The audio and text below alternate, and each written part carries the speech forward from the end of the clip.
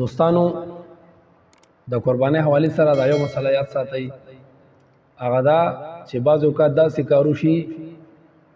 چې یو انسان د قربانۍ لپاره څاروي اخلي نو بل ملګری مو ته وایي چې لکه زما حصه پکې وکړه زه تاسو سره قرباني کوم نو چې کله د قربانۍ لپاره څاروي واخیستی شو او له قرباني شوې نه ده او دینه پس هغه ملګری چې چا ورته ویلي چې مال پکې حصه وکړه دی اوس انکار کوي او دې ته وایي چې تاسو سره قرباني نه کومه نو په دې وخت کې خدای د قربانۍ نه رسته کېدی شي او دې د خپل حصه دینه ختمولی شي لیکن ګناهګار به ځکه چې د اول د هغې سره وعده کړې وه چې زه تاسو سره قرباني کومه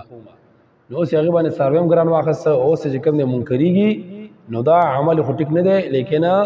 جایز دی ولا چې د هغې نه جدا شي